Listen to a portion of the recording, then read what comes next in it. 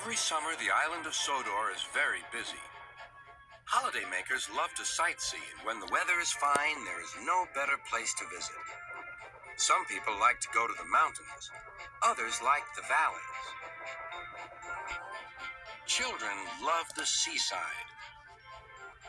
One morning, Thomas was puffing along the line that runs by the coast.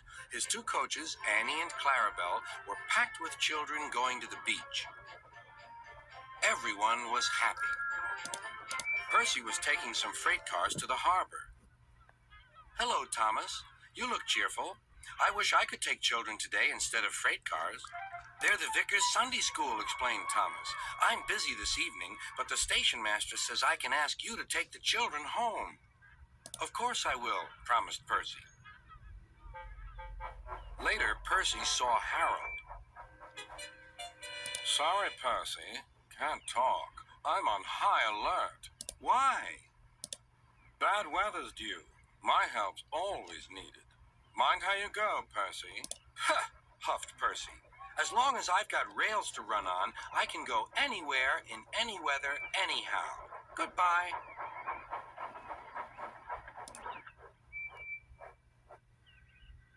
"Be careful," warned Edward. "There's a storm coming." A promise is a promise, thought Percy, no matter what the weather. The children had a lovely day, but by tea time, dark clouds loomed ahead. Annie and Clarabelle were glad when Percy arrived. He was just in time. The rain streamed down Percy's boiler. Ugh, he shivered and thought of his nice dry shed.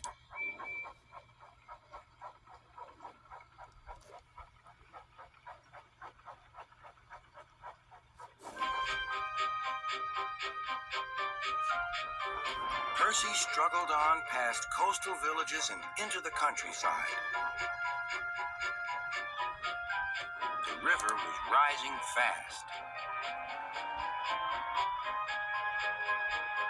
"I wish I could see, I wish I could see," complained Percy as he battled against the rain.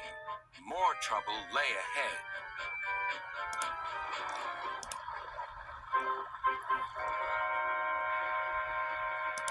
"Oh," hissed Percy, "the water is sloshing my fire." Percy's driver and fireman had to find some more firewood. "I'll have some of your floorboards, please," said the fireman to the conductor. "I only swept the floor this morning," grumbled the conductor, but he still helped. Soon Percy's fire was burning well. He felt warm and comfortable again. Then he saw Harold. "Oh dear," thought Percy, "Harold's come to laugh at me." Something thudded onto Percy's boiler. "Ow!" exclaimed Percy. He needn't throw things. "It's a parachute," laughed his driver. "Harold's dropping hot drinks for us." "Thank you, Harold," whistled Percy. "Good to be of service," replied Harold and buzzed away. The water lapped Percy's wheels. Percy was losing steam again, but he plunged bravely on. "I promised," he panted. "I promised." He made one more big effort, and at last, exhausted but triumphant, he brought the train home.